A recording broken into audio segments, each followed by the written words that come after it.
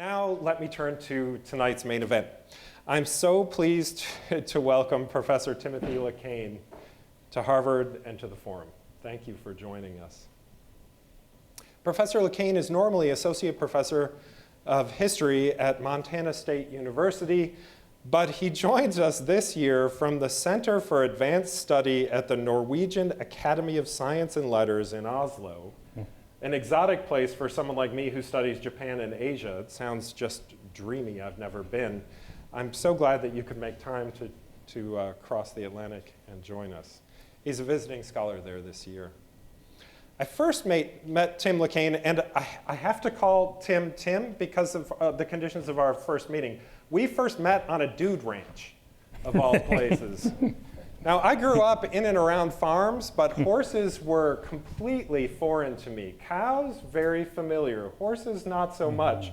So when we first met, I was bumping along, making a fool of myself, trying to stay on the back of this huge creature. And Tim and all of his colleagues from that part of the world were old hands at that sort of thing.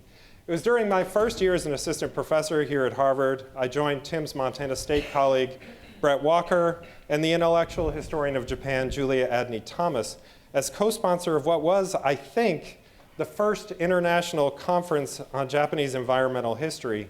That conference also yielded the first book with my name on the cover, Japan at Nature's Edge. It also confirmed my already deep respect for the faculty at MSU. Montana State, put simply, is home to one of the country's strongest programs in environmental history. Indeed, one of the students from that program, Daniel Zizamiya, is here tonight and this year as a postdoctoral fellow at our University Center for the Environment. The conference out at MSU was held appropriately enough at the 320 Guest Ranch in Big Sky, Montana. It makes, Harvard look dim and uninteresting in comparison. A beautiful place. I learned a great deal from Tim and his colleagues at that conference. I also learned, as I've told you, that I am just a terrible horseman. It was embarrassing, and I'm pleased to be in the more civilized confines of Seaver Hall this evening, where I won't be quite so sore. Writing the history of animals, I've discovered, does not make me an expert on riding them. Tim's at the center of that group at Montana State, and he's certainly one of the most recognized environmental historians of the US West. His first book, for those of you who haven't read it, pick it up. Mass Destruction, The Men in Giant Mines That Wired America and Scarred the Planet, was awarded the top prize in environmental history, the George Perkins Marsh Prize, in 2010. In more local news, it was voted the most popular book by my graduate students in my environmental history seminar the last time I taught it. It's a great book. It's a model of the form, and it's wonderful to teach and think with. Mass destruction is a touchstone in both environmental history and in the narrower subfield that some call, I think inelegantly but appropriately, envirotech, which brings together histories of technology, science and technology studies, and the environment. It's also, and this is why the students liked it so much, it does this, it is the finest kind of storytelling. It uses the story to demonstrate the argument, to show rather than tell, and you walk away seeing the world differently, having moved through its pages. It uses the history of copper and copper mining to lay bare the complicated political histories that underlie modern infrastructure. It is the real politics of light and electricity in America. Now, the environmental history field, as most of us know, has burgeoned in the years since the publication of Mass Destruction, driven in part by the human transformation of the planet under capitalism, the capitalism that Tim illuminates so forcefully in that first book. And many of you may disagree with me on this, and so we could pick it up in the discussion or in forthcoming discussions. But for my money, the field has in some ways remained rather provincial and staid. The theoretical and philosophical and especially methodological assumptions, not drawing from the sciences, but from other fields within the humanities and social sciences, the assumptions underlying the field have gone to a striking degree unexamined. We don't reflect critically on them to the degree that we might in other dimensions of the field. In certain ways, and only in certain ways, and I see my colleague Dan Smale here who's pushed this field in other directions, right? But in certain ways, we continue to work along the grain of argument inaugurated in the 1980s and 1990s in a brilliant set of works by such key figures as Donald Worster, Richard White, and William Cronin. But as another set of visitors to campus recently, notably Dipesh Chakrabarty and Jedediah Purdy, have reminded us, the changing global climate, the era that some of us would call the Anthropocene and which Tim has argued forcefully in print, might be better and more specifically associated with the material realities of a carbon energy economy rather than the all too human anthropos of the Anthropocene. This new moment, when we have transformed the global ecology and global environments, calls out for a new kind of history. Tim's at the forefront of the effort to produce that next generation of work, one that begins to take on the theoretical and methodological challenges that come with writing history in these particularly trying times of ours. He's taken a break from page proofs, from the galleys, for a provocative new book forthcoming from Cambridge University Press. I hope and expect that we're going to see a cover, perhaps, this evening. He's taken a break from producing that book, titled The Matter of History, How Things Create the Past, to join us this evening to address this problem of writing history in this particular moment. This evening's talk, 1,000 Dead Snow Geese, The Matter of the Non-Human in the Age of Humans, draws at least in part on that important book. It's a book that I know we'll be debating heartily in years to come. I fully expect that my graduate students will second their vote on your first book and vote it their most popular or favorite book for another seminar upcoming. And I know, having looked at an early draft of the manuscript, which is remarkable, that it's going to yield a broad and positive response across a number of fields. Thank you all for joining us this evening. Thank you, Tim, for joining us. Please join me in welcoming Professor Timothy LeCain.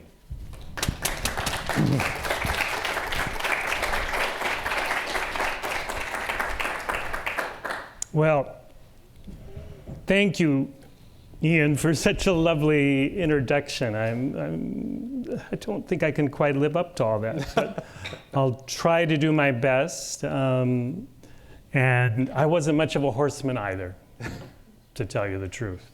Despite having grown up in Montana, my horse riding days are not particularly pronounced, but nonetheless, the 320 is a special place, and we've had many very exciting conferences there. I also wanted to thank Dean Kelsey as well for inviting me, and Director Hami Baba, and more broadly, the Mahindra Center, because really I couldn't be more excited or more honored to have a chance to speak to this environmental forum, because I think your mission could hardly be any more significant or important, particularly in these very troubled times that I want to talk to you about tonight. So let me begin, as Ian was saying, I like to tell stories. Let me begin tonight with a story. Let me take you back to a Wednesday morning last November in my hometown of Bozeman, Montana. I was scraping a stubborn layer of grimy ice off my car when the phone buzzed in my pocket. The previous day had been inappropriately warm. A drizzle of fine rain fell in place of what, by that point, really should have been a peppery snow. But in the shadow hours of morning, a belly of Arctic cold sagged down out of Canada, catching the embarrassingly late Indian summer unaware, freezing the blooms of violets and pansies in their last irrational gesture of autumnal optimism. Rushed and annoyed, I tugged a thick ski glove off my hand with my teeth and slid a finger across the print reader. It was a text from a colleague in Maine, where the day was already 2 hours older. Had I seen the news, he asked. A huge flock of snow geese had again landed on Butte's Berkeley Pit Lake. Now, this was alarming. I knew it would happen if the birds stayed on the pit water for more than a few hours. But I was late and I had to get to the campus. Perhaps the geese might yet decide to move on. But the car heater had scarcely begun to take the edge off my growing chill before the phone buzzed again. A friend in Vancouver had heard more. The London Guardian was now reporting that at least 1,000 snow geese were already floating dead in the water, perhaps several thousand. I knew then that history was repeating itself. The first time as tragedy, but then as what? Surely something far worse than farce. 21 years before, almost to the day, November 1995, another flock of migrating snow geese had taken refuge on the Berkeley Pit Lake. And here the scare quotes are entirely appropriate, as this lake is scary indeed. The flooded remnants of what had once been an immense open-pit copper mine in southwestern Montana town of Butte, about 90 miles to the west of Bozeman. A winter storm had forced the geese to remain long enough on the pit that they drank a fatal dose of the heavy metal-laden water.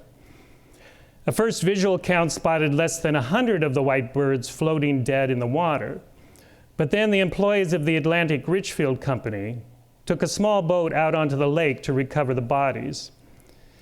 By the time they'd finished, the tips of their eponymous white feathers had tinged the rusty orange of sulfuric acid mine drainage. News of that first disaster had also quickly spread around the world. For a few days, Butte was famous, though not in a way anyone who lived there desired. It was bad enough that the pit in much of uptown Butte had already been designated as part of the largest Superfund site in the nation. The belated response to a century of mining a huge deposit of sulfide copper minerals, shot through with arsenic, cadmium, lead, and other toxic heavy metals. The resulting federal cleanup funds were desperately needed, but the people of Butte also knew the Superfund label would hardly attract new investments and families to a community still staggered from the loss of thousands of well-paid mining jobs when ARCO had closed down the pit a few years before. Worse, in a sort of scorched earth policy bordering on the criminal, ARCO had also shut down the massive mile-deep underground water pumps. As the groundwater returned to its pre-mining level, the pit in nearly 10,000 miles of elaborate underground engineering work built over the course of a century began to flood, effectively destroying them. Henceforth, it would be nearly impossible to resume mining, even if the price of copper one day soared, as it would a mere 20 years later. Now, despite these bitter realities, in the months after the 1995 deaths, many of Butte's residents turned out to memorialize and protest the birds' passing. Hundreds joined a march through the streets of uptown Butte that ended with a ceremony led by a local tribal elder.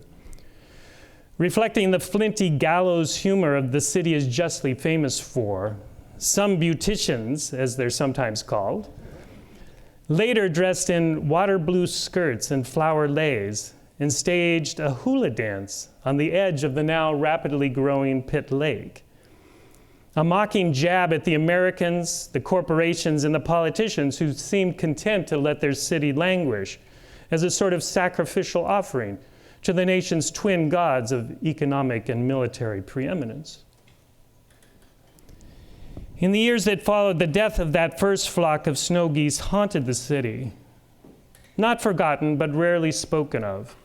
A sharp reminder of the challenges of cleaning up and revitalizing a wounded place that some 30,000 people nonetheless still called home.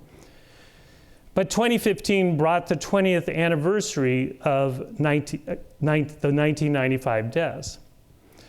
Having written about the geese in a book and several articles, as Ian mentioned, I joined an effort to create some sort of permanent memorial at the pit, which, so far as any of us knew, would be the first of its kind. A memorial to non-human animals killed by modern industrial pollution.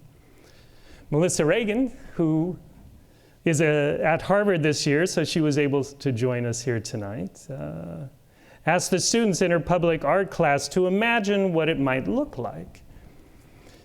The most promising designs went on display at the Imagine Butte Resource Center, where they also came up with a catchy slogan, "May the flock be with you." Still, it was daunting to envision a memorial that would do justice to the 1995 deaths without also playing into the misleading stereotype that a now recovering Butte was nothing but a toxic wasteland. So I began to wonder then if perhaps it might be best just to leave the snow geese in peace, to let the dead bury the dead. But the land holds its memories close even when we humans might prefer to forget. With the poisoning of thousands of more birds last fall, these concerns now seem a bit naive. And now you will also have some sense of why these second deaths were sort of a double tragedy. First, of course, for the geese themselves, but also for the people of Butte, who, just when the scarlet letter of the Superfund label was beginning to fade, were again making national and international news solely because of their toxic Berkeley Pit Lake, that malevolent killer of angelic white snow geese, a darkness at the heart of American industrial might. Now, there's much more to say about these events, and I will say more. But here, already some 10 minutes into my talk, let me pause to ask what we humans, and perhaps especially those who call themselves humanists or environmental humanists, should make of these events. In 1995, many framed the deaths as a powerful condemnation of the unnatural technological ways of human beings, or more pointedly, the rapacious nature of corporate industrial capitalism run amok. Today, we might also be tempted to see the more recent deaths as further evidence of what some propose to call the Anthropocene, the supposed new geological age of humans.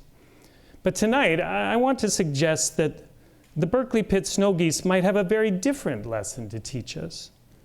That in contrast to these other important but conventionally human stories, the deaths might instead help us to develop a less anthropocentric understanding of the material world and the human place within it. Specifically, I want to explore how we might understand human intelligence, cultures, and histories, not solely as our creations, but rather as the creations of a powerful material world in which we, like the snow geese, are inextricably embedded. Now, to understand where I'm going with this, let me take a few minutes, and they'll be relatively few, to sort of lay out some of my intellectual and theoretical debts and inspirations. And I can't really do much more than that, but this does give me the effort to shamelessly plug the book that Ian mentioned. I have the cover for it there. You can actually pre-order it on Amazon if you should so desire. Distilled to its essence, what the book argues, I would say, is it tries to make two basic assertions. First, that humans are far more embedded in the material world around us than we had previously understood. And second, that this material world in which we are embedded is far more dynamic and creative than we had previously imagined. Now, as the title of the book and this talk suggests, I come to my own sort of post-anthropocentric views, at least in part, from what might be imperfectly called the new materialism, a body of thought that has been emerging for a number of years now in a wide variety of disciplines. As Ian said, my own major field is environmental history, or envirotech. But I was intrigued to discover that these new theories converge in very provocative ways with the foundational materialism of my disciplines. I was much taken, for example, with the introduction to the seminal 2010 collection, The New Materialisms, in which the political ecologists Diane Kuhl and Samantha Frost argue that we inhabit an ineluctably material world, yet that this essential materiality has been marginalized in recent decades. While not antithetical to earlier social constructivist methods, Kuhl and Frost's new materialism calls for a more vibrant role for matter in its interaction with culture and society. Theirs is a matter that is active, self-creative, productive, unpredictable, a matter that becomes rather than simply is. Such a concept of matter asks us to rethink conventionally anthropocentric concepts of causation and agency, to instead relocate the human within a natural environment whose material forces themselves have certain agentic capacities. Equally inspiring was Jane Bennett's elegant 2009 volume, Vibrant Matter, with its argument for what she terms a vital materialism. Bennett says that scholars need to readjust the status of human actants. She argues not by denying humanity's awesome, awful powers, but by presenting these powers as evidence of our own constitutions, as vital materiality. In perhaps one of the most succinct statements of the potential significance of these ideas today, Bennett asserts that human power itself is a kind of thing power. Now, Kuhl, Frost, Bennett, many other materialists all acknowledge their very deep debt to the work of Bruno Latour, John Law, Michel Caron, and the distributive agency of the human and non-human within actor-network theory. Also the flat ontology of Deleuze and Guattari, which posits no hierarchy between structure and idea, the material and the cultural. But there are many other veins of materialist thought that have developed in recent years in a whole extraordinarily wide array of disciplines. And I can only nod to these briefly here, but critical feminist theory, I think of Carrère and Barad's useful agential realism. I took much inspiration from the wonderful 2008 collection, Material Feminisms by Stacy Alaimo and Susan Hinkman. Among philosophers, there is a great deal of value with Graham Harman's object-oriented ontology and his argument that an object cannot be reduced solely to its actions. In helping to develop what he terms a symmetrical archaeology, Bjørnar Olsen has led an effective defense of things, while his colleague Ian Hodder argues that we are inextricably entangled with things.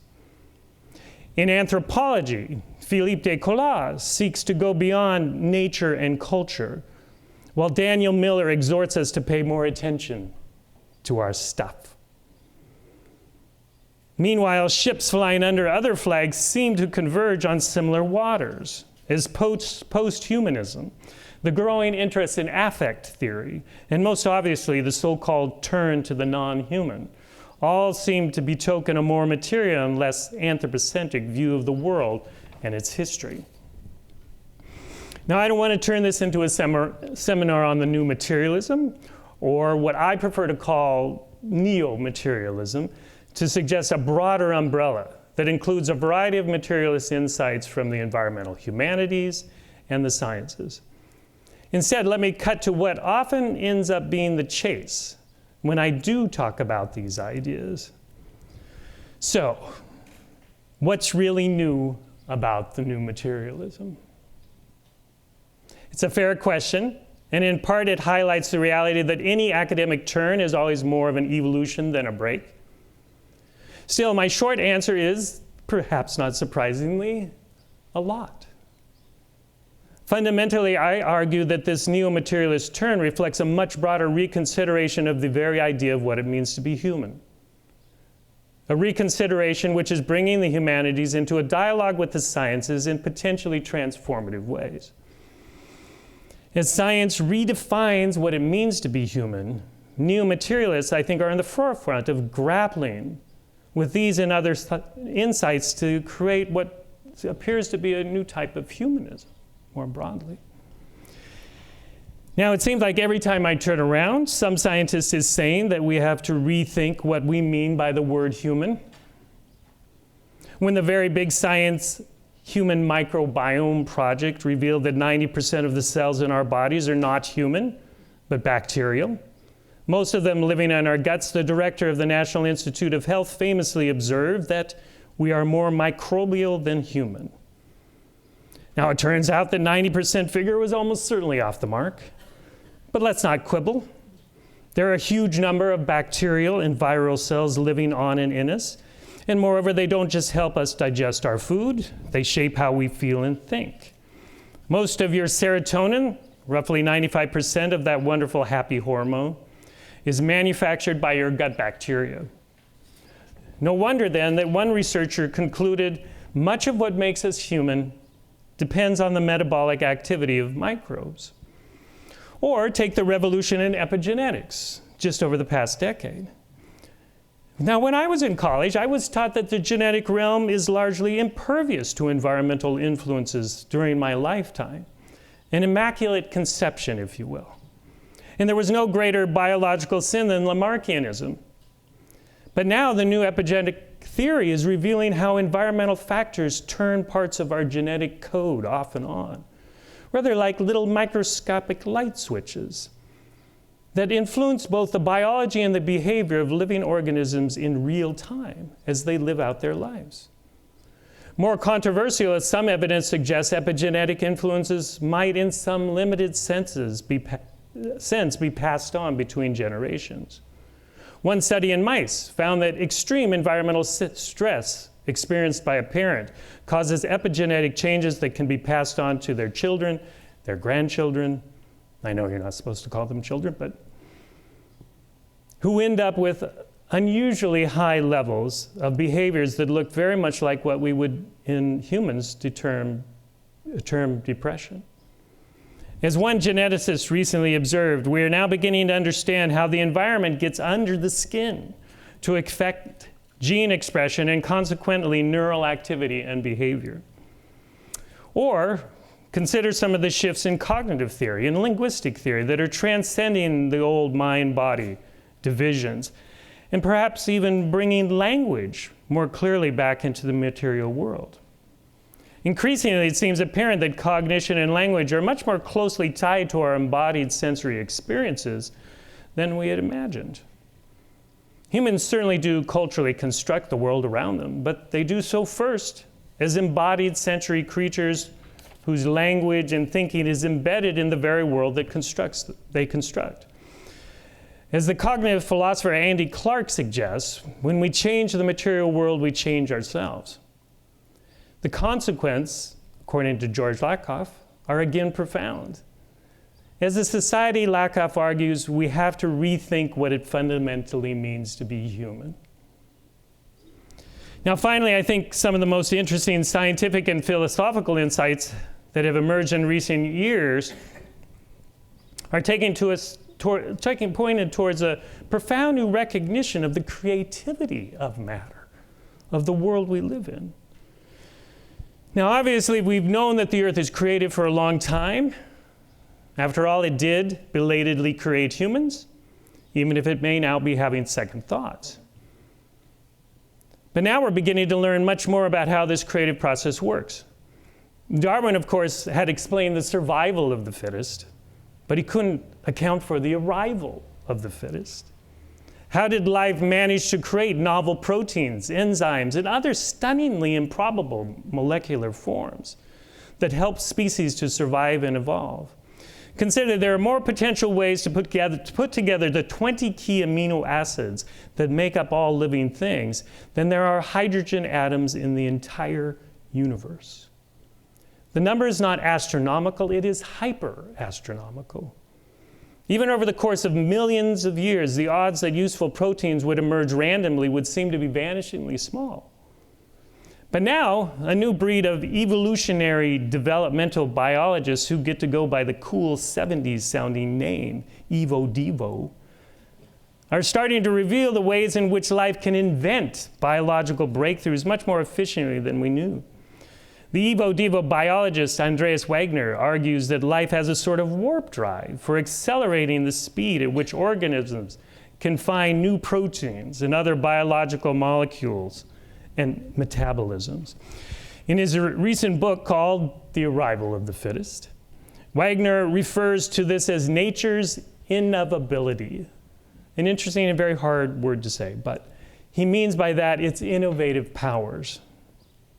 Reflecting on these and other similar insights, the philosopher Stuart Kauffman recently called his book, Humanity in a Creative Universe. Kauffman notes that after 13.7 billion years, the universe hasn't even come close to working through the multitude of ways in which basic organic molecules can be arranged. We co-create with one another and with nature, Kaufman writes, but by the very creativity of the universe and us in it, we cannot know what we will co-create. Now, maybe you find some of these points convincing, maybe you don't.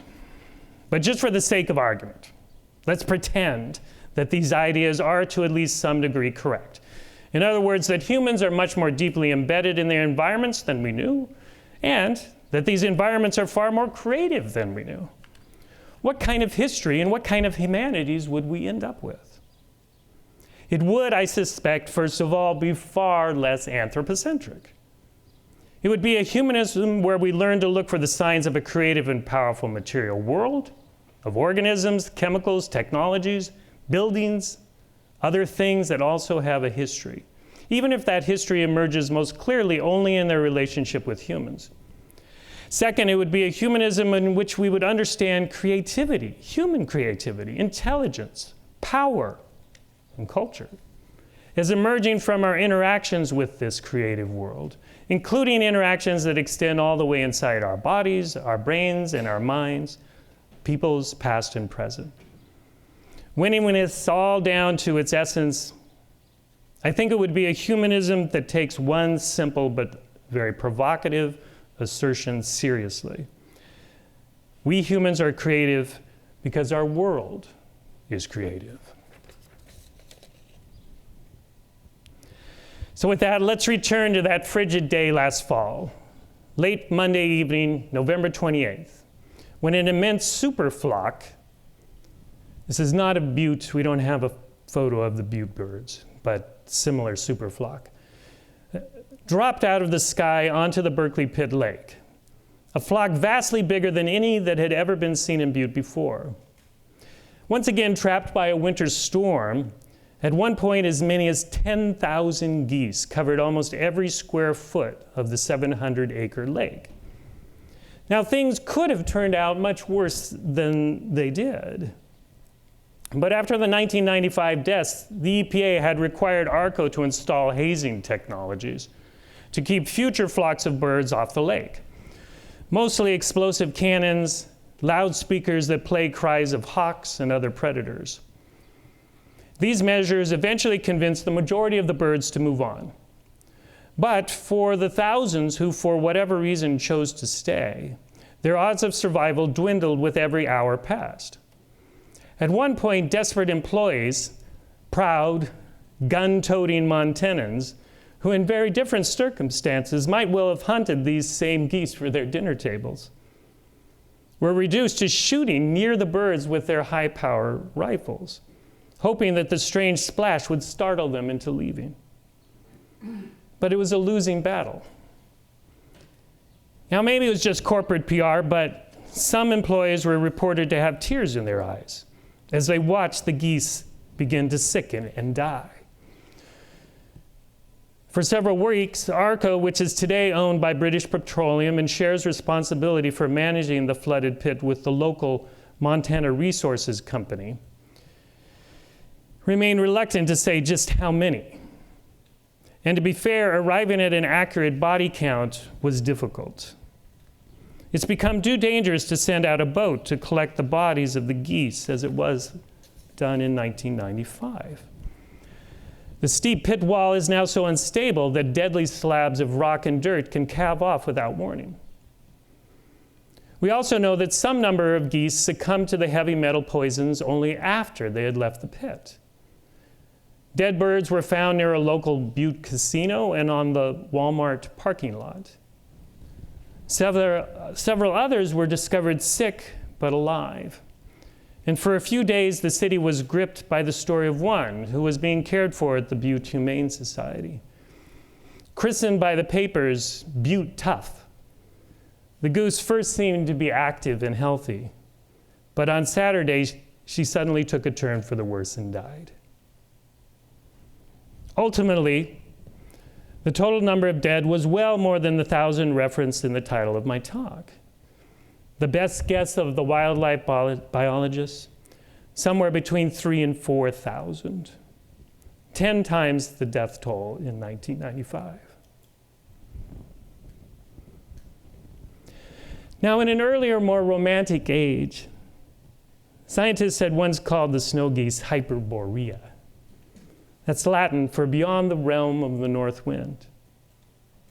Before those thousands of migrating snow geese had arrived at the Berkeley Pit last November, we know that the previous spring, all but the very newly born among them, had flown the opposite way, north beyond the Arctic Circle, where they had nested along the tundra shoreline of far northern Alaska and Canada.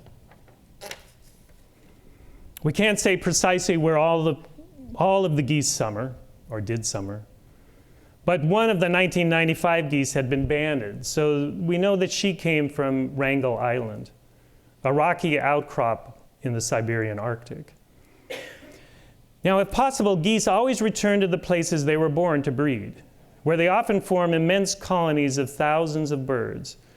Snow geese typically mate for life, and there among the multitude, the couples somehow find each other and begin the serious business of reproducing the next generation. Regardless of where they spend their summers, we knew that with the approach of winter, the elder geese and their offspring began to form their flocks at a staging area and to head south. Snow geese and other migratory wildfowl of North America follow 4 great aerial highways during their biannual journeys north and south. To find their way, the geese appear to have a rough sense of direction reckoned by the position of sun and stars. But the precise path that they follow is something they learn only from older geese. As one wildlife biologist observes, migratory wildfowl know how to migrate, but not specifically where. Among these birds, and unlike almost all others, the details are bound up in tradition, passed on by older generations. Geese have extraordinarily good memories. And ornithologists believe they find their way, at least in part, by following a chain of familiar landmarks. Wetlands, mountains, rivers, of course, but also towns, highways, wheat fields, perhaps even open pit mines. Now, over the past century and a half, many of the wetlands the geese once depended on were drained and replaced with millions of acres of industrial farms. But this was not entirely a disaster, as the curious, adaptable geese quickly learned to eat what the farmers left behind.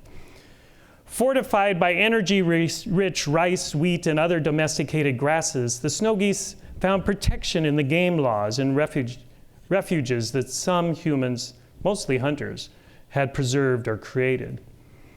After collapsing in the early 20th century, snow geese populations have since exploded, even to the point that today their sheer numbers are badly damaging their fragile northern nesting grounds. The birds have thus done far more than just unthinkingly adapt to their increasingly anthropogenic environment. Rather, they have exploited it, even over-exploited it, to create what we might not unreasonably think of as a modern new snow geese culture.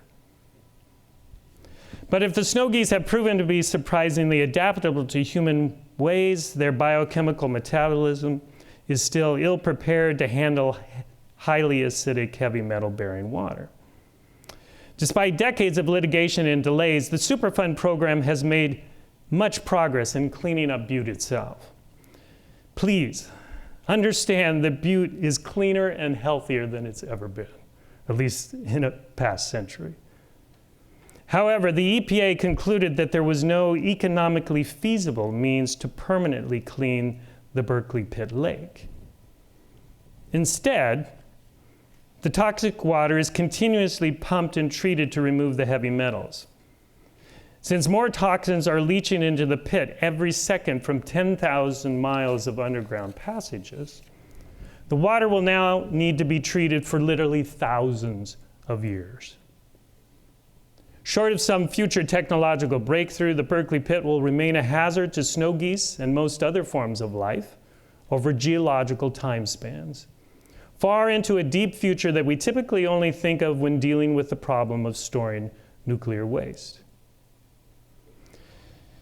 Now, we can imagine the terrible events of those days in 1995 and now again in 2016. Tired, hungry, thirsty, seeking shelter from a storm, some of the geese decided to gamble on that strange body of water that's the Berkeley Lake. At first, perhaps the bold few, but then thousands. Within a few hours of drinking the pit water, the geese would have begun to suffer severe abdominal pain, nausea, and diarrhea. As their bodies struggled to filter out and excrete the onslaught of copper and other heavy metals, the poisons began to destroy their kidneys and livers. Soon after, their heartbeats became weak and irregular. They went into severe shock. One by one, they lost consciousness. Their long necks bent to the water for one last time, and their dead and dying bodies began to slip quietly beneath the waves. Briefly, improbably, the Berkeley pit had exploded with raucous, keening life. Then, unmoved, the giant pit calmly smoothed the surface of its dark waters and settled back into its accustomed shadowy silence.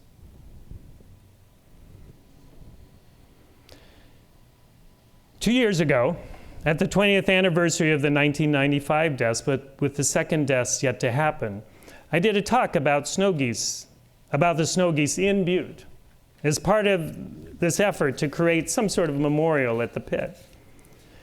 I think about 100 people attended.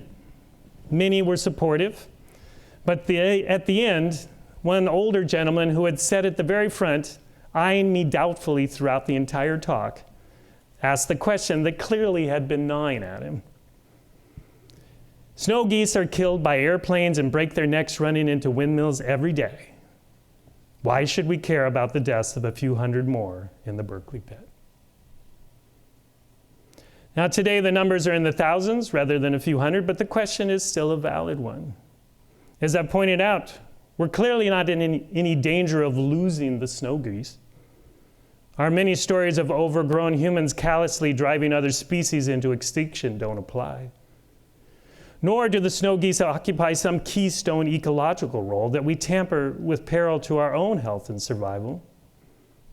To the contrary, given the damage their exploding numbers have done to the Arctic nesting grounds, there's an obvious case to be made that the death of a few thousand geese by whatever means is a positive good, especially to the other plants and animals who depend on that fragile ecosystem.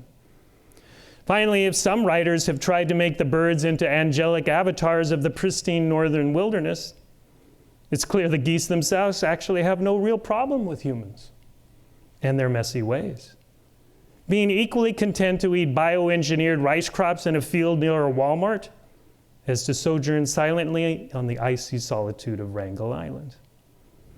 So why should we care about 1,000 dead snow geese? Or to turn squarely to the subtitle of my talk tonight, what really matters about the non-human in this supposed age of humans?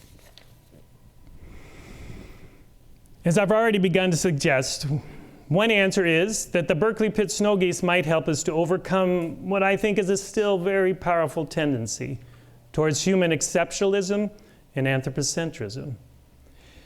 Indeed, perhaps it's some measure of the challenge we face in this, that at the very moment they were exploring the possibilities of a post-anthropocentric approach, others are proposing that the new era which had helped make such explorations possible be termed the Anthropocene, the epoch of humans, or as it is often translated in popular media, the age of man.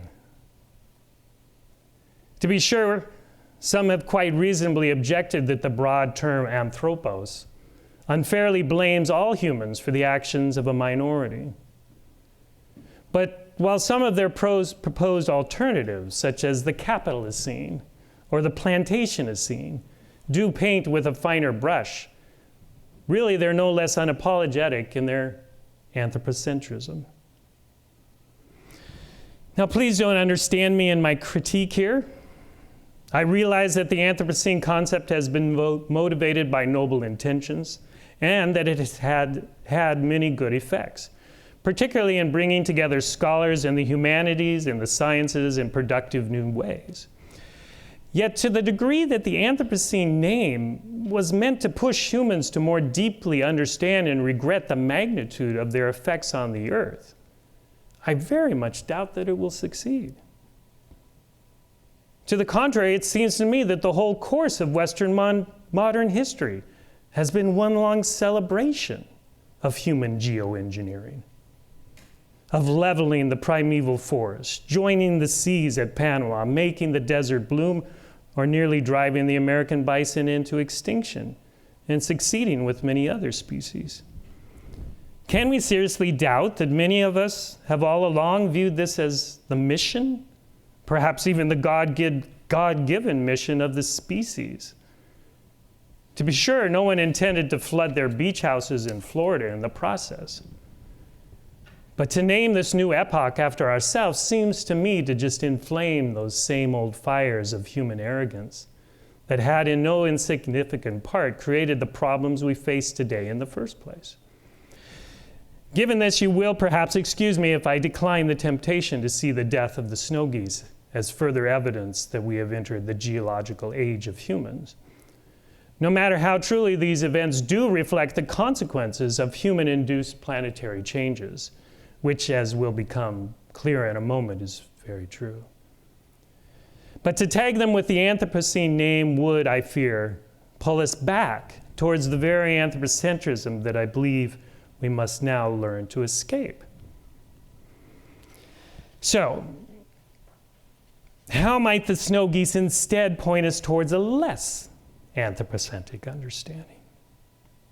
Here, I want to draw on the work of the philosopher Edward McCord in his recent passionate defense of the value of species.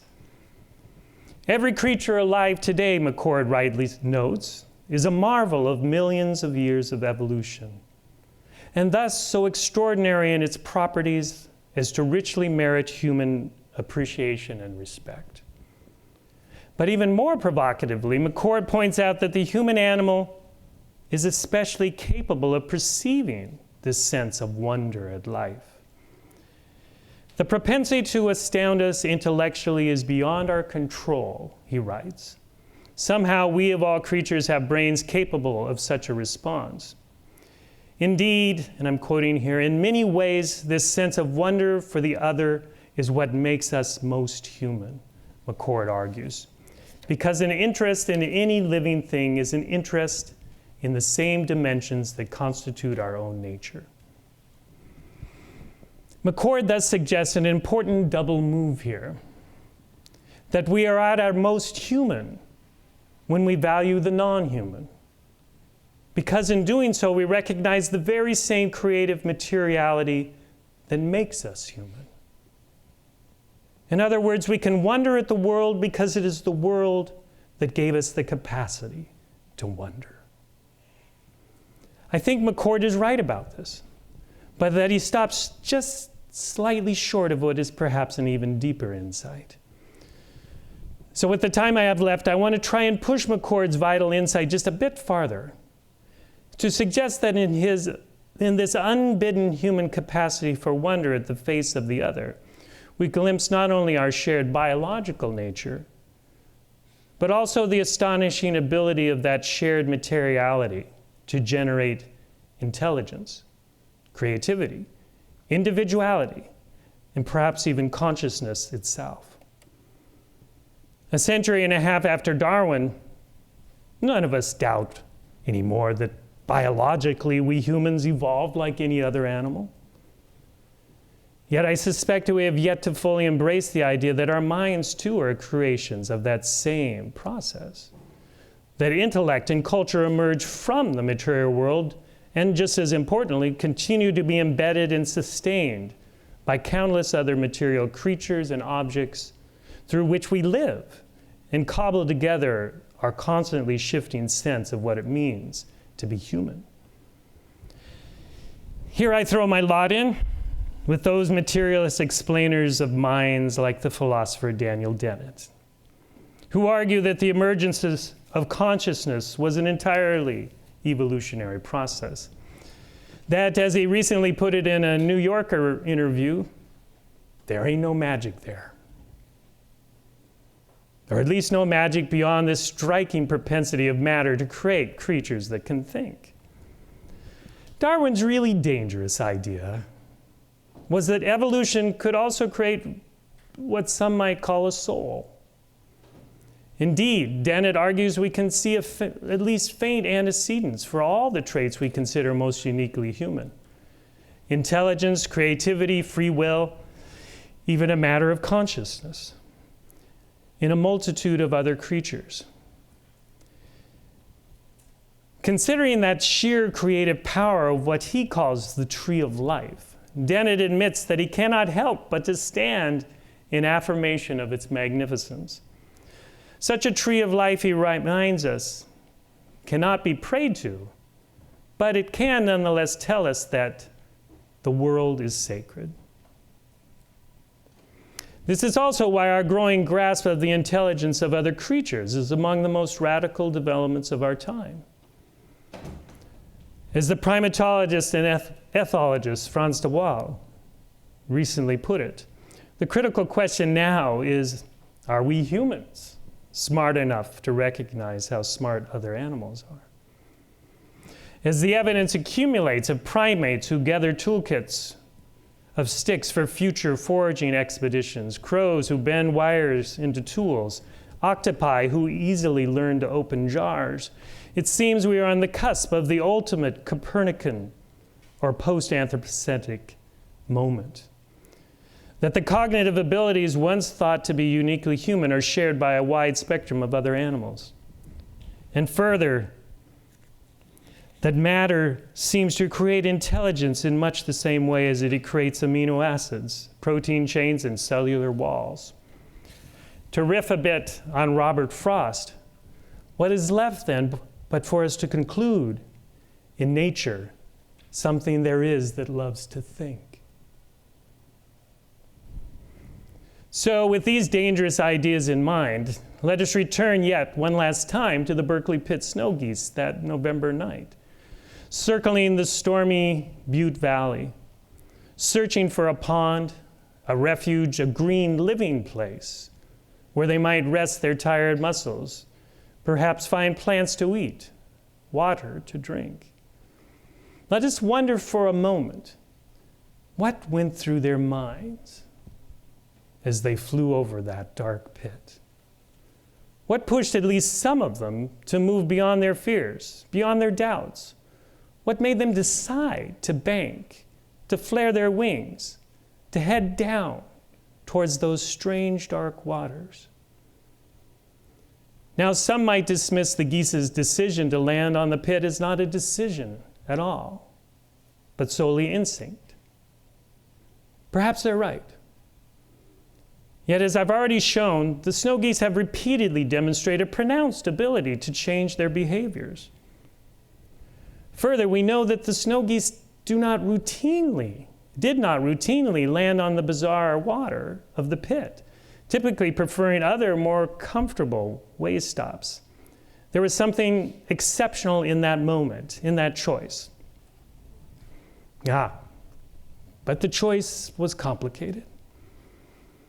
Why, for example, had the hazing technologies installed by ARCO after the 1995 deaths worked for more than 2 decades? Small flocks or individuals had landed on the pit water, but nothing like the large flock from 1995, and certainly nothing like the thousands who came last fall. Why then, why so many? Some ornithologists suspect climate change. As warm days endure later into the fall, the snow geese linger longer in their northern nesting grounds. The birds judge the proper moment to head south, in part by the shortening hours of daylight. But equally important is whether food and open water remain available. So long as they do, they're tempted to stay, to add a few more ounces of fat, to give their fledglings more time to grow, to prepare for the long journey. At least during the previous century of relatively stable climatic conditions, the snow geese typically headed south in the first weeks of November.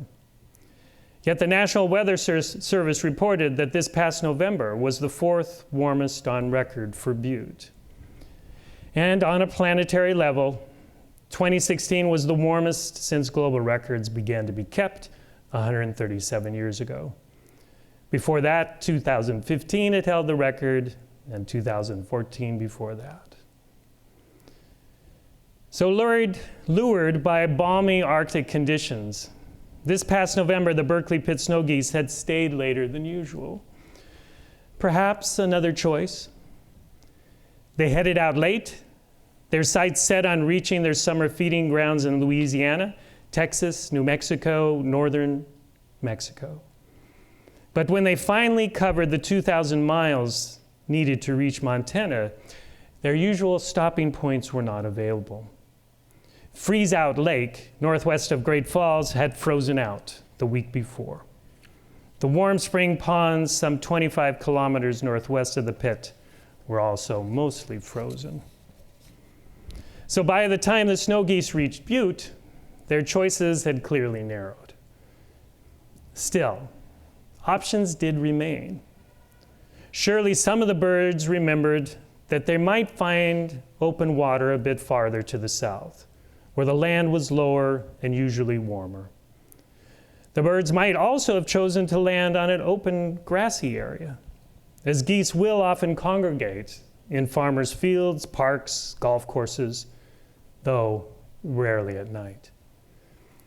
In the end, we can never know what the thousands of individual geese thought, except that somehow, 21 years after the first flock, many of them once again made the fatal decision to land on the poison waters.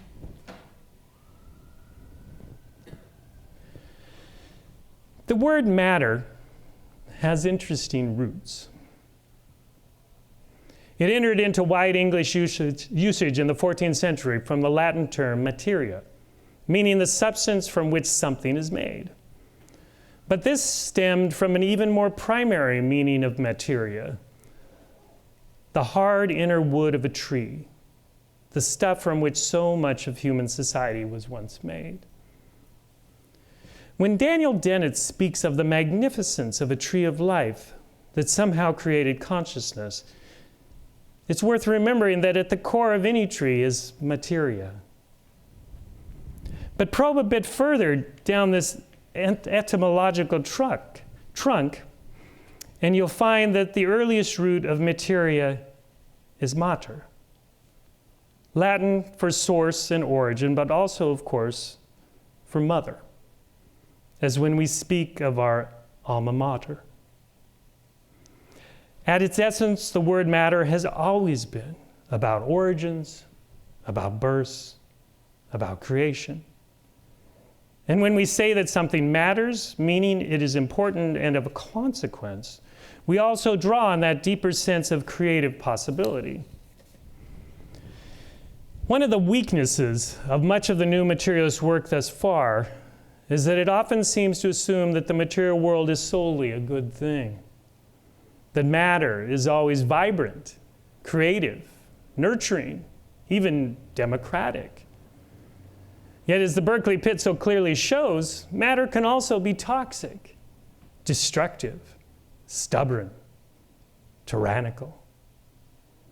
Likewise, today, one has to have an uncomfortable sense that the nasty material genies we'd once thought to have put back in their bottles are not so easily tamed, as poison gas and nuclear bombs have lately reappeared on the table. And that's not even to mention the problems of global climate change and the potential consequences, good and bad, of our current forays into genetic engineering and artificial intelligence. So last fall, about a week after the birds had died, I thought of them once again. One night as I watched a bright December moon rise in the cold Montana sky. Because of their buoyant feathers, I knew that the bodies of most of the geese would still be floating there in the pit. Perhaps a hawk or a crow might have made an easy meal of a few, but for most of the thousands, their rust-stained remains would eventually begin to sink into the watery depths, falling like thousands of snowflakes swooning through a dark winter sky. Soon, the harshly acidic pit water would dissolve even their bodies. Nothing will remain to testify to their passing. And who can doubt that far too many these days will be eager to forget the geese, lest their sodden corpses weigh down facile promises of renewed national and human greatness. But for those who do make the choice to remember, a mere memorial to tragedies past no longer seems adequate. Instead of memorializing what has been, perhaps some creative team of humanists and artists, scientists and engineers might transform Butte's Berkeley Pit into a vision of what might yet be. Maybe a sort of modern lighthouse that can broadcast a warning and a message to the deep future, one understandable to both snow geese and humans during the thousands of years to come when the pit will continue to be a toxic threat. To the snow geese, the warning must be clear and strong. Keep flying, death waits below. But to the humans, the pit and its snow geese might help us. It might help us lead towards a more humble understanding of our place on this planet. The world speaks to us in a language that precedes language. Through that impulse of raw creativity, yet untamed and unreduced to convenient categories and words, dangerous, inchoate, yet not without an order that is not just our order. That meaning, rationality, intellect, even consciousness emerge autochthonous from what we have so long dismissed as mere matter, surely hints at the magnitude of our own self-obsessive errors. But perhaps it is not too late to understand that we too are creatures from afar, wheeling across a trackless night sky, uncertain of the way forward, unable to find a path back. Should we trust the strange dark waters below, or should we move on in hopes of finding a different refuge? Thank you.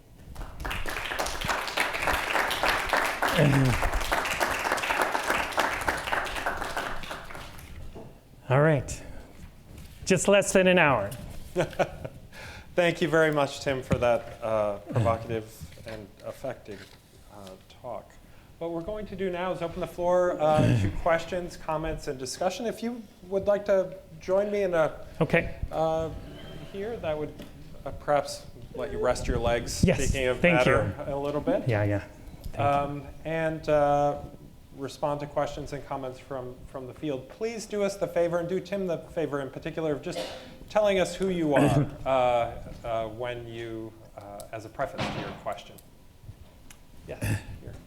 Hi, I'm Stephanie Lemonager, and I wanted to say I'm a fan of your first book, and I was interested in asking you a little bit about your characterization of new materialism. I was interested in how you raised the specter of mass extinction in the story of the snow geese, although that is not the story that they tell specifically, because I've thought a lot about how new materialism has certain strains, and I think about the relationship of object-oriented ontology, for instance, to new materialism as a broader rubric, that don't seem to take into account the fact that we are in a mass extinction event, and the relationship of that to climate change. And I thought it was very provocative to me, the way that you kind of brought those two things together. But I also think I'm a bit confused, because certainly feminist new materialism began in many ways as an environmental justice project. So I think about work like Nancy Tuana's article in the feminist new materialism's book. I think about Stacey Limo's Bodily Natures, which is really about the kind of fatality of entanglement. And I wonder if you could talk a little bit about what you mean by new materialisms. I would also add that I don't think many people who are in animal studies would think of animals in terms of matter. So can you kind of maybe talk a bit about the strands of new materialism that are in play here? Okay. There are a lot of questions there. Yeah.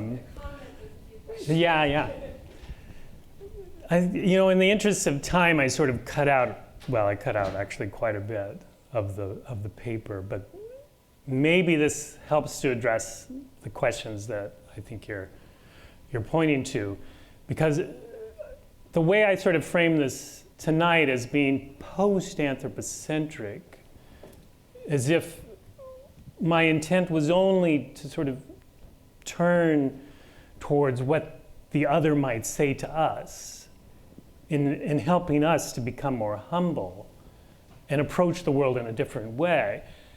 I kind of left out what in many ways is sort of one of the dominant points of the book and my thinking about new materialism, which is the issue of power and the way that certain people have disproportionately used the power of other things, of material things, for obviously oppressive reasons and oppressive goals.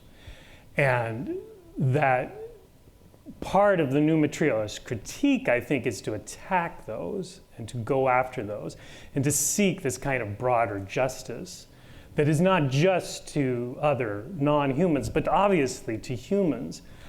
I think what the new materialism in my mind, and mine is much broader than the sort of the capital N and M new materialisms, but to me, what it would say is we need to interrogate much more clearly how certain people have managed to funnel these material powers into very narrow channels.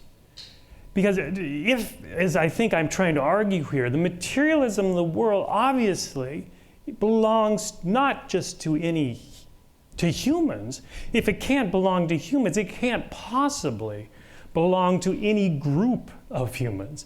In other words, I see this kind of radical post-anthropocentrism as very deeply challenging the broader sort of categories that we humans construct that are based on the idea, to a fairly pronounced degree, of the superiority of humans over the earth, the superiority of humans over the planet.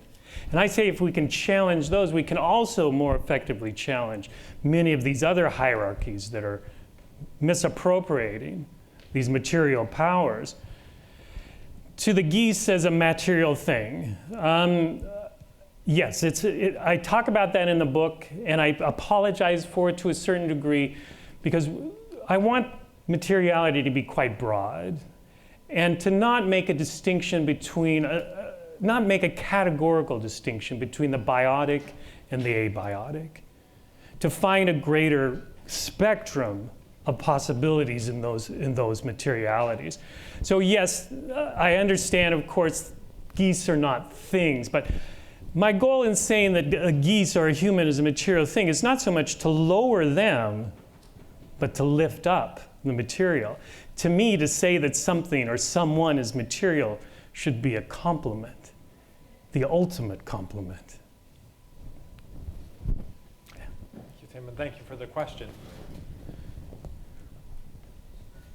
Let's head here to Jim Engel, and please, despite my having offered your name, please introduce yourself. Yes, Jim. you're writing.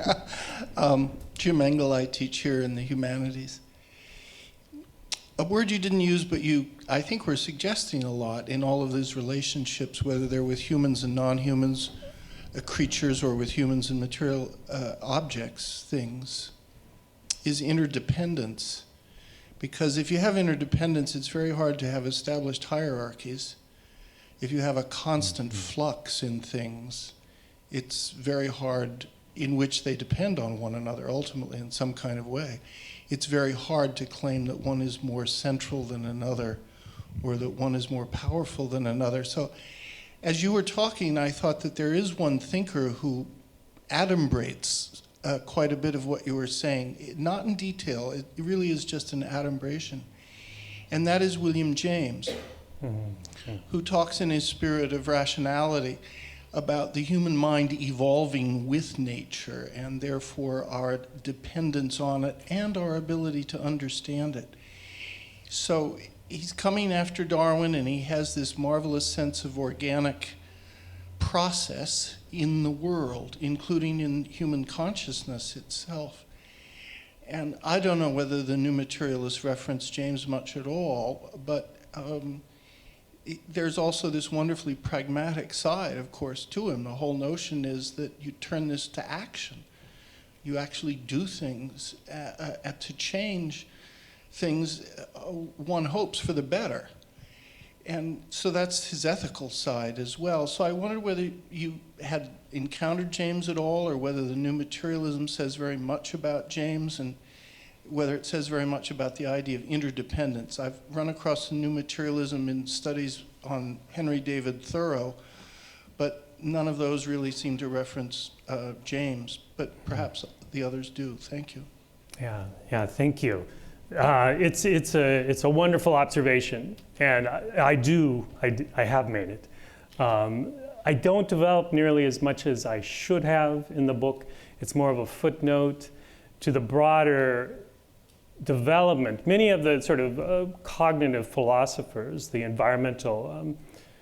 cognitive environmental philosophers of the 1970s drew on James as well. They saw him as kind of a forefather to this idea that cognition not only evolves with the materiality of the world, but that cognition is still very much embedded in that materiality, that we think through our environments in some very fundamental sense. So I do think James is very interesting, and I haven't gone back to him as much as I would, but it would be now that you sort of bring this up, a very powerful way to introduce a dimension that I think is actually not as present in my work as it should be, which would be the ethical dimension. What sort of ethical claims can we make based on this?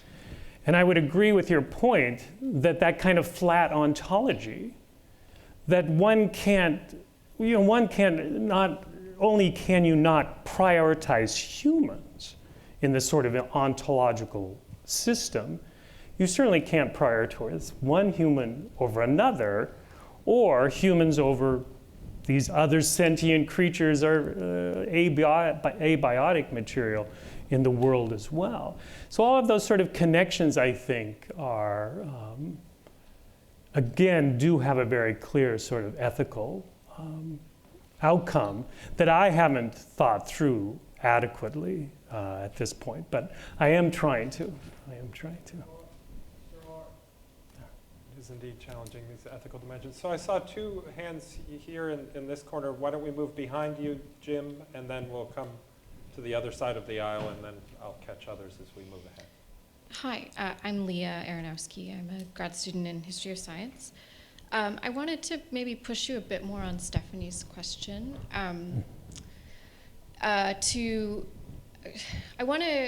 would love to hear you talk more about where in the Geese story you see politics and difference, because as you've mentioned, the critique that is often leveled at New Materialism is that when you are operating on the scale of categories like human and thing, politics really loses its sort of specificity or its place. And I wonder if that's if perhaps it's the scale that you are oscillating between of talking about the human and in a broad sense versus this wonderfully fine-grained story you've narrated to us, where you talk about the human and creativity and epigenetics as being a really productive phenomenon. At the same time, epigenetics to me signals profound difference and in a very detrimental way, perhaps. So I suppose I was listening to your talk, and I followed this interesting scale move you're doing, but I couldn't locate either the creativity that you see in the Goose story or the extreme violence, perhaps. So perhaps you can help me parse that a bit more. Right. Yeah, also, yeah, very excellent question. Of course, this is a charge that has been made, that this precedes the new materialism. This has been said of Latour and actor network theory from the start, as you well know, that it lacks an adequately political stance.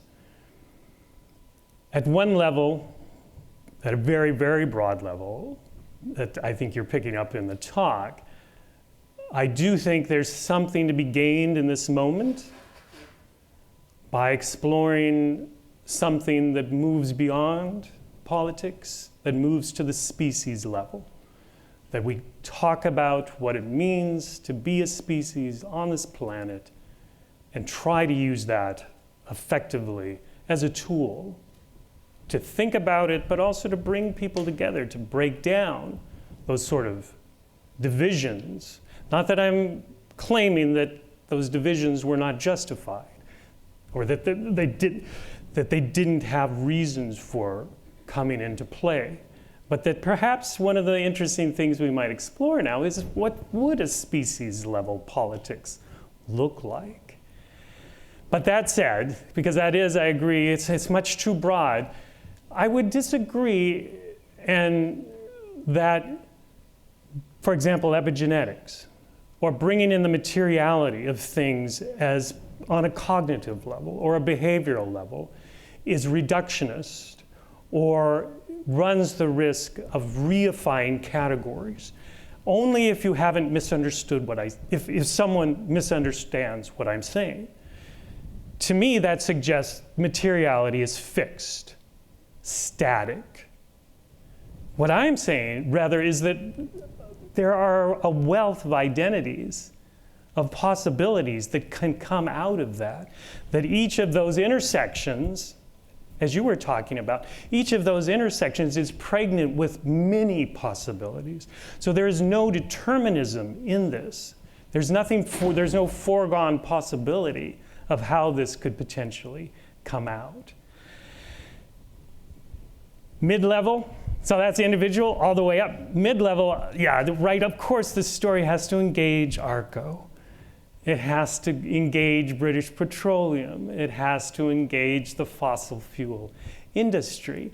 And then, there I would go with Tim Mitchell, and I would just say, well, listen, your whole democracies and societies have been built on these things.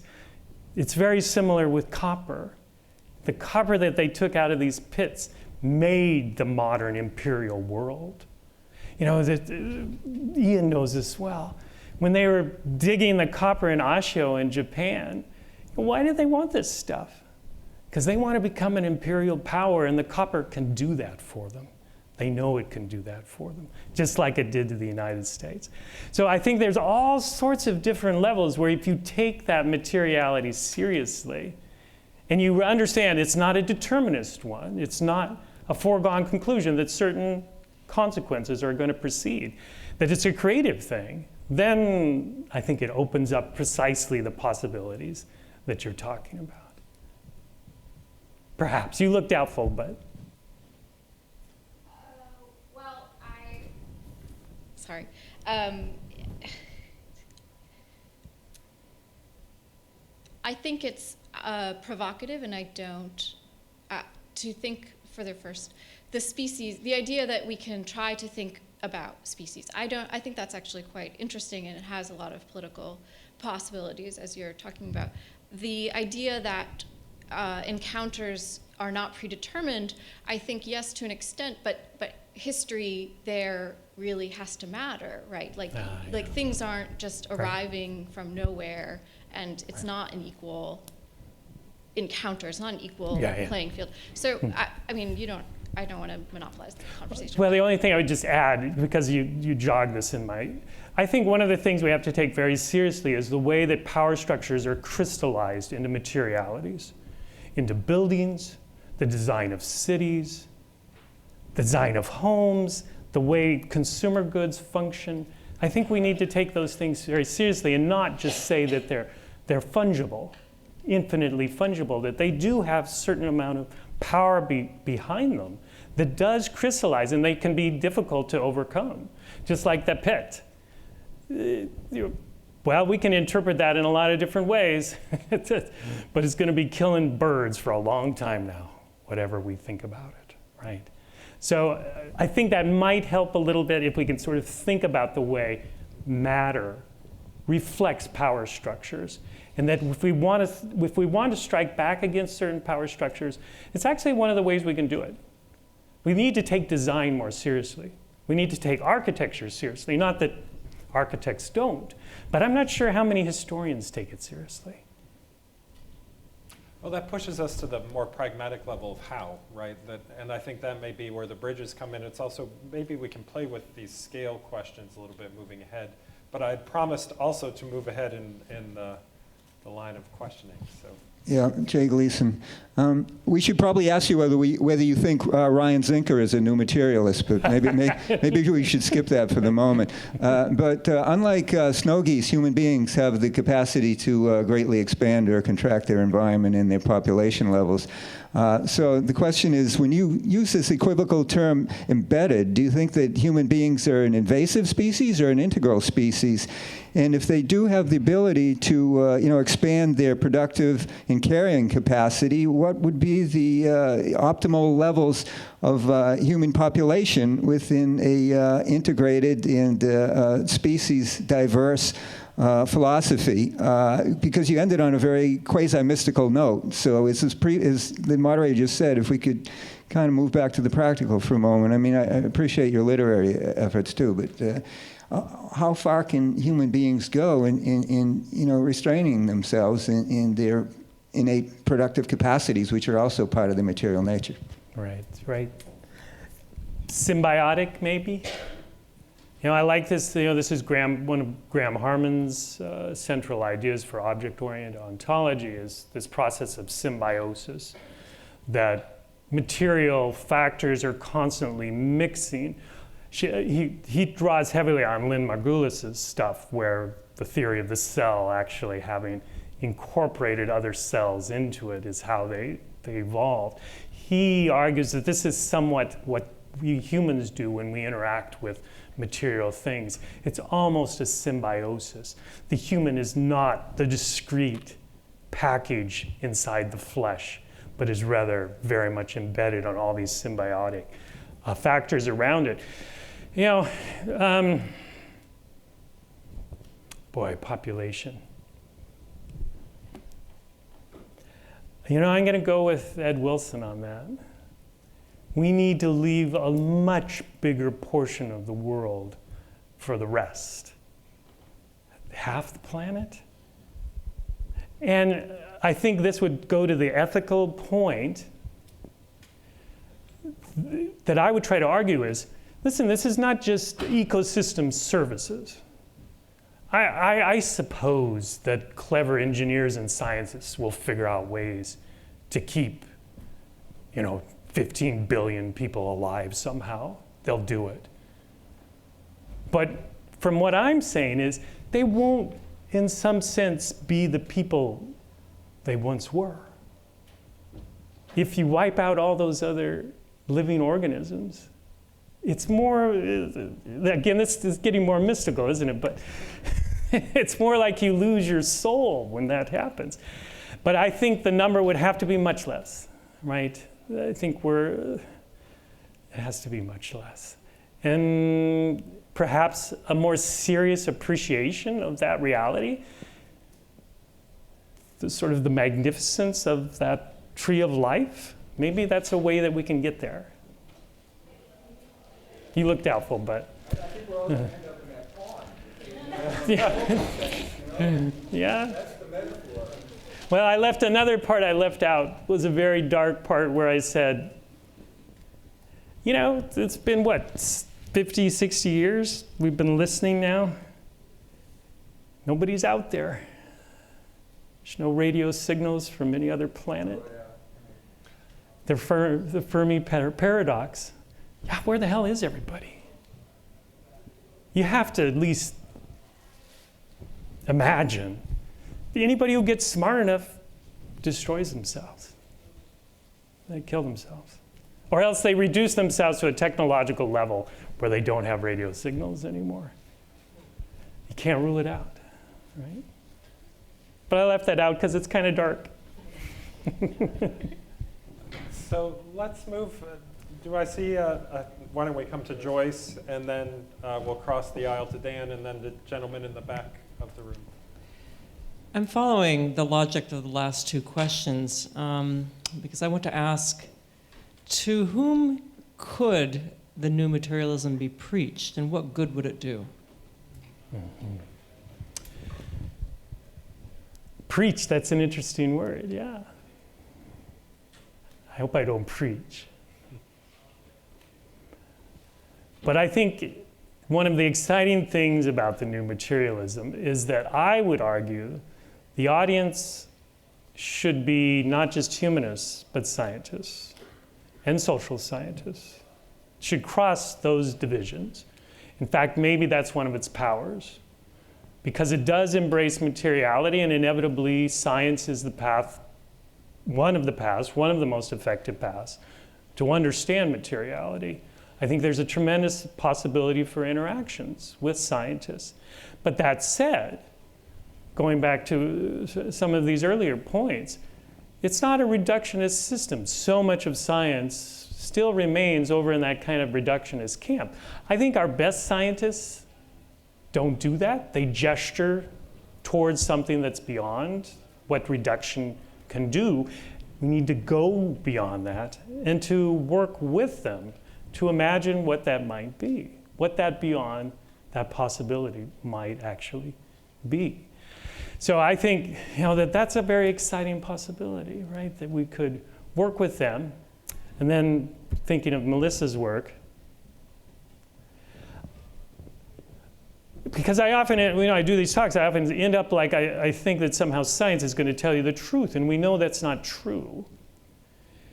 And this also goes to the idea that one of the problems with actor network theory was Latour's argument, essentially, this epistemological argument, the only thing you can know about an object is its actions. And that is what it is. Whatever it does, however it acts, that's what it is. But I don't think that's true. This is sort of Graham Harman's object-oriented ontology. An object, you don't act to become an object. You're an object. You can act because you are an object. You're a thing, and then you act. Yet, how do we know what its potentials are? What are those possibilities contained within the object, within the thing? How do you know what it is? Well, you have to interact with it at some level, right? Which is Latour. But I think possibly, and this is where we're getting back to the artists, whether they're painters, they're writers, metaphor, something that's pre-rational, perhaps there's something there where we can know that without a quick reductionism. That kind of science would be quite different.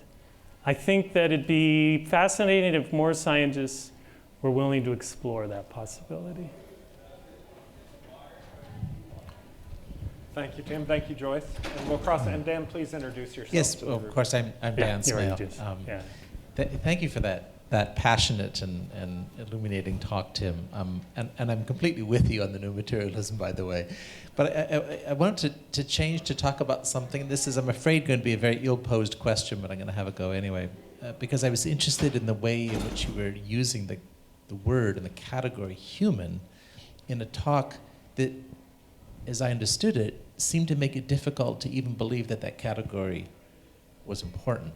So I was reaching for an analogy to try to explain what I mean by this. You could think of the history department as being an entity, as a corpuscle that had an edge and therefore constituted a category of a type of actor on this campus, a historian as part of a group. But if you actually went and did a network analysis or a diagram of historians and how they connect, what you discover is that although they connect to one another, all of us in the department are connecting with all kinds of people in many other units all over campus. And when if you actually put that together, the thing that you thought was a historian would dissolve into a network, and you wouldn't actually have a historian anymore. It turned out that to think about a historian as a bit of a fiction. You use the word human so many times as if it were a single category, even actor in the world. It's a human doing things. You're critical of the idea of the Anthropocene and the human figure prominent in there as a single actor. But following the tenets of a kind of an actor network theory approach, all of us are connected in inordinate ways with snow geese and copper and also living things like that, and we're connected in very different ways. We're connected with the whole planet in some ways. So we dissolve as an entity into the planet according to some of the logic of your argument, which would then make it difficult to even talk or even critique the actions of the human. So I was wondering, I just was hoping you would think about this more, if any of it made any sense. Mm-hmm. Yeah, that's great. That's great. Thank you. I have thought about it a bit. Yes. In the introduction of the book, I actually make a point. It's very brief and not deeply well thought out, honestly, but I make the point that for the sake of argument, for the sake of a clear narrative and of compelling stories, I accept the human as a bounded category, temporarily, but always just provisionally and temporarily. In other words, I think, it's kind of like talking about nature, isn't it, right? I hate the word nature, but it's almost impossible to escape using the word because, one, it's in so much broad currency, right? But it has certain utility for expressing things like, well, that part of the world that's less human, that has less to do, that's less anthropogenic, right? So it can come in handy that way. So I guess I kind of think of humans that way. I never, when I use the word, wish to break down that broader argument that humans are sort of embedded in it, extended out into the world. But now that said, I'd stick with, Latour on this one, right? Dan Smale, yes, you're connected to your colleagues and to that chair and to the air and so forth, but all those things are in a certain sense holding you steady. They're holding you in position as a discrete object.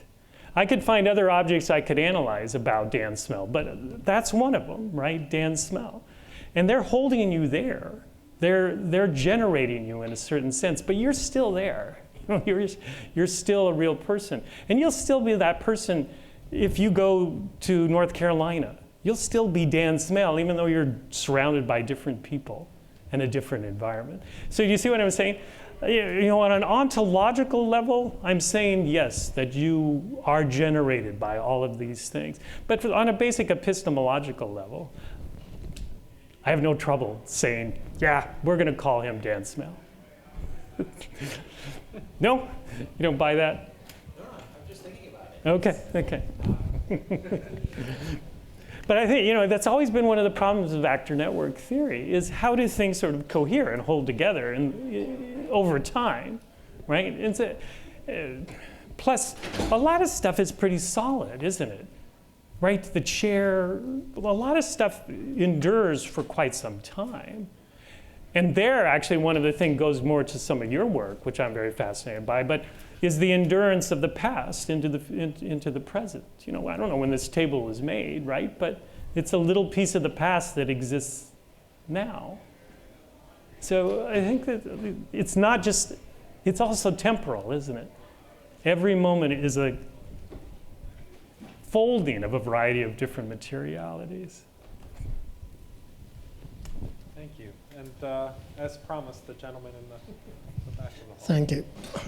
My name's Ogden Ross, and I was majored in biological anthropology in the 70s and took a course with Irv DeVore, who was a baboon expert. And the common joke in the school of study was that anthropomorphism should never enter the study of animals relative to humans. Yeah.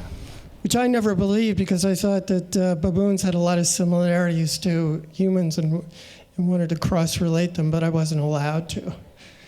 So I had an observation that I just found on the BBC, which is positive. There were 7 baby bison that were just born in Banff National Park. These are the first bison that were born in Banff since the genocide of bison in the 1800s, which is primarily a method to control Indian populations, not so much because of the railroads. The idea was to remove the food, the basic food of the Indians, which is similar in some ways to the pit, the Berkeley pit, which is a residual artifact which the company, in their Anthropocene way, put a fence around. But of course, the fence is ironic because it protects people coming in laterally from falling in, but doesn't do anything to keep animals coming in on overflights. And there's a similar situation in Kansas City, or one of the Midwestern cities, where there's a very modern building that was built that has a mirrored surface wall, and the migratory birds fly into it and break their necks, of course. And my last thank you is that there was a really wonderful story written called The Snow Goose by Paul Gallico, which, if anybody reads it, having seen this story, will not be able to resist falling apart and weeping. Yeah, it's a beautiful book. It is a wonderful book. I highly recommend it. But yeah, you're right. Just real briefly, we can't save all the snow geese, and that wouldn't be my point. To try to. I think the question is more one of respect and appreciation for any that fall that we know of, that you don't take it lightly, that you care at some level, and that's the sad thing, is they don't seem to care. But the fence too, you're right. Several people after the last disaster, the obvious point was made, well, why don't you build a big net over the pit? There's no technical reason you couldn't do that. It would just be very, very costly. You could also fill the pit up with balls, these little round plastic balls. They use them in all sorts of toxic ponds elsewhere. But again, it would cost a fortune. But then again, the other sort of point is, no matter what you did, if it's a net, is it going to be here in 200 years? Is it going to be here in 1,000 years? It's still going to be a mess. I want to actually use my prerogative to ask the next question, then we'll move. I see at least one question remaining from the audience. But Tim, I have 2 questions. One's very pragmatic, kind of like curiosity, but they both use what I know, which is Japan, to think through some of these questions. The first is, as you know, Japan has a long tradition of building memorials to non-human animals at times of sacrifice, loss, slaughter, death, and so on. So in the construction of the memorial in Butte, did they, in fact, this is the first question, look to Japan in any way? And if so, that's quite interesting. I mean, you have one of the great Japanese environmental historians right there in the state. I can imagine him being called in one way or the other. I mean, so, something like 80%, I probably have these numbers wrong, 80% of official zoos, that is run by government entities in Japan, have memorials. Many laboratories where animal experimentation is carried out have memorials, and certainly carry out regular on-site rituals geared to address the concern and loss of those events. And also, Buddhist temples are replete with gestures, rituals, and so on, meant to demonstrate concern for the loss of the animal, insect, indeed the material world. That is, there are shrines in the middle of the Ueno of Shinobazupan to lost eyeglasses, because one's invested these things with so much of oneself that to lose it is to lose a part of oneself, and to come to terms with that. So there are cultural and historical dimensions and comparative dimensions for the memorial. And this leads me to my second question, which is a little bit more critical, and it's a return to Leah's prompt to think about politics a little bit. And that is really to think about those memorials. When you begin to look into them, in many cases, they actually facilitate destruction, sacrifice, killing, death. They normalize it, make it something that we can manage through and continue. And certainly Japan's record, they may have 80% of the zoos may have these memorials, laboratories may have shrines and so on site, but 94% of the major flowing rivers are dammed. It's the largest user up until very recently of ferroconcrete.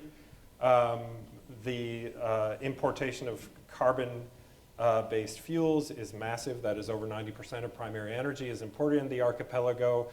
Brett Walker's work, as you know better than anyone, has cataloged the disasters, he frames it, of Japanese modernity in these terms. And finally, we have Fukushima, which is working on timescales that may dwarf even the remarkable observations about Butte. That's a wonderful story and worth thinking with, and that's what I'm trying to do here. And so this boils down for me to, does the step away from anthropocentrism that you're talking about necessarily elicit a politics that we might wish to engage in?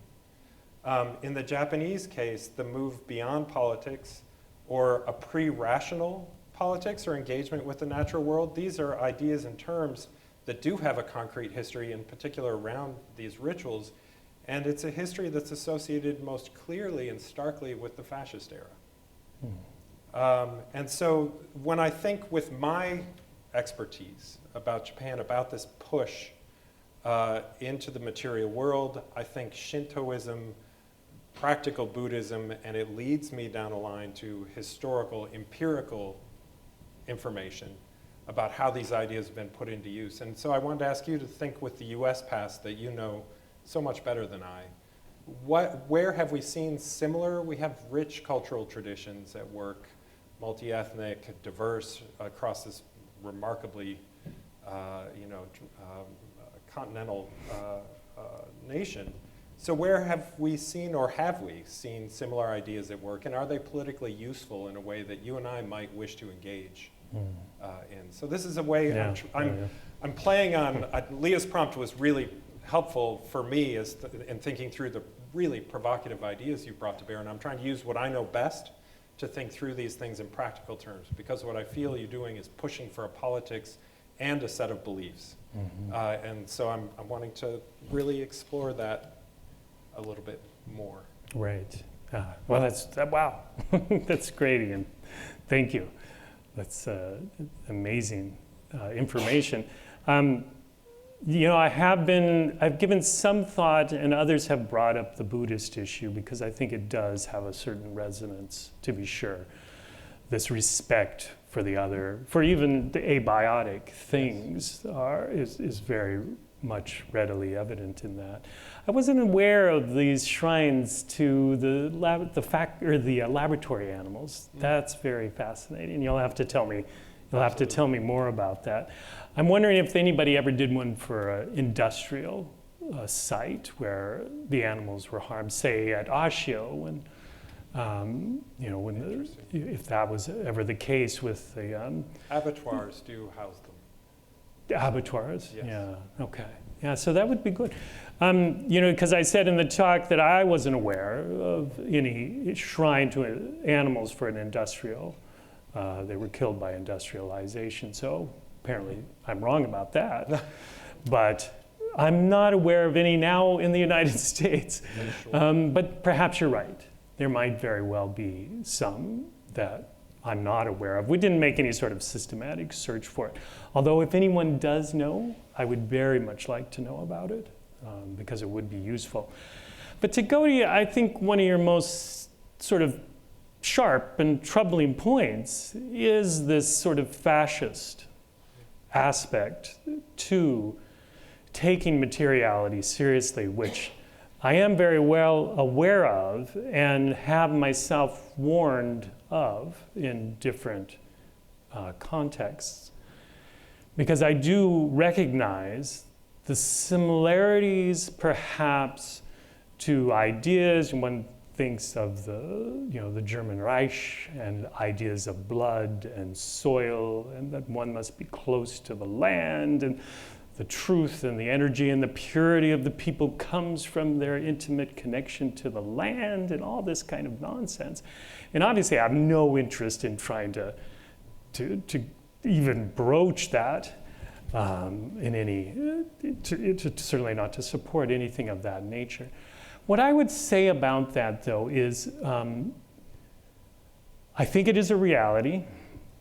When we think about humans, and this kind of goes to a number of different points, as not being necessarily bounded.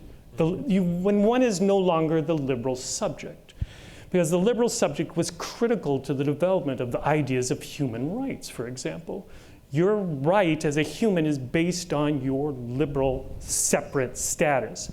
You are not just your tribe. You are not just your society. You are an individual. And this was hugely powerful and progressive and a wonderful thing. And obviously, too, I don't want to challenge that. However, let's just recognize that science is challenging that. Reality is challenging that. Many of our sort of ecological thoughts are, I think, legitimately challenging that. What's our response to it? I think it's kind of the same response I made to you. I think the fascist idea was there was one nature. There was one true German nature. I wrote a section recently about the Nazis tried to make an auroch. Have you guys heard this story? This was the primeval cow. So there were a number of breeders, one down in Bayern and one farther to the north, who tried to reverse breed cattle to make an auroch, which Hitler and Himmler thought would be the primeval German cow, that they could connect to this. And I thought that's so strange, right? Because what could that possibly tell you except there is no one cow?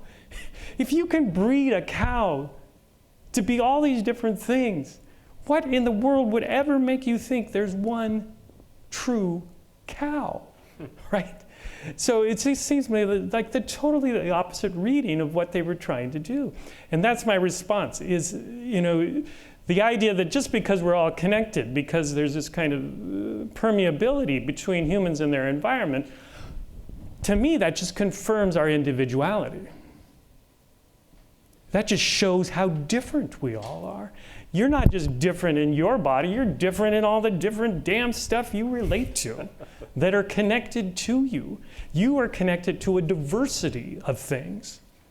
So to my response again is, the fascist reading would be dependent on the idea that there's one true, stable nature. And that's the opposite of what the materialism is saying. No, that material reality is dynamic, changing, constantly in flux, and in fact, it made you. So that would be my answer. The question that elicits for me, and I will not monopolize this is a question for is where's the locus of politics in that vision? And that would seem, if it's not in the nation or in the Volk, it must reside somewhere. And so I would be interested in naming that place. If we question the liberal subject. Maybe he has an answer. I have promised to move here in the audience, however. But is that a follow-up? Because It's Le Pen. pardon me? It's Le Pen. Yeah, Marine Le Pen. That's the God, I hope not. I certainly hope that's not. General nature revives fascism. It could be. It's a dangerous. I shouldn't have brought up the F word, but No. it's my fault. No. Here To talk about Thank these you for things. your patience. Parks, and I'm a fellow Montanan and also a professor at MIT. And I was in Montana when the Snow Geese event happened in the fall. And I really appreciated your talk, but I also want to ask you, you narrate the event as an exception, and you give it great poetic attention, which I really appreciate as a listener. But I also wonder if it isn't really, the norm, and that species of all sizes and shapes and forms and scales are constantly drawn to toxicity for unexplicable reasons. And so I'm just wondering if in your book you extrapolate further to talk about this as a normal condition rather than an exception. And I mean, I was trying to think myself of the allure of toxicity, what would examples be in recent press coverage? And I realized that it was always where mass death becomes intelligible and therefore reportable in the news media culture. So the incidents of caribou herds dying in Lapland in recent months for unexplicable reasons, or bees starting to disappear. And so I just put that out there because it seems like there's something very specific historically and unique about the situation, but also in isolating it and not thinking about it in relation to other types of such events, it tends to be thought of as an exception rather than the norm. Yeah, that's great. That's a wonderful point. Thank you. I hadn't really thought it through the way you're now making me think it through, but I think you're right about it. One is, unfortunately, it probably will become more common in the years to come that big flocks come through Butte. Maybe they'll find ways to keep them off. Maybe they won't. But I think your more interesting and insightful point is that, well, it's part of a bigger process that is not truly, the numbers might be somewhat exceptional, but no, the birds, a variety of waterfowl do go to the pit, right? Birds flock to water, water birds flock to water. So this is not unusual in and of itself, but maybe that would be my sort of bigger response to what you're saying. We don't want to see it as normal. Because if you were to see it as normal, you would understand how fundamentally you had just screwed up your planet, right? You would have to face that, wouldn't you? It's not something you manage. It's not something that we bound and control. You fundamentally changed this place for thousands of years to come. To say that it's normal would be to grapple with that. Another response would be, although this is slightly more positive, is, and I think I try to bring this out a little bit, it was brilliant that the birds used the pit. It really was. It was brilliant. How were they supposed to know? They didn't know it was poisonous. They were creative enough, bold enough to do something new and to go ahead and use it. And I think that does say something about this kind of constant change, the flux of the world, that it's always thinking, it's always changing, materiality is always evolving in real time, not just in sort of Darwinian evolutionary ways. But yes, thank you, that's a lovely, lovely point.